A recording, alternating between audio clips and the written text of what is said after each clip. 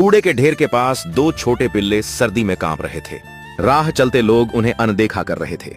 एक पिल्ला धीरे धीरे हिम्मत हारने लगा, पर दूसरा अपनी मासूम आंखों से हर आते जाते चेहरे को उम्मीद से देखता रहा।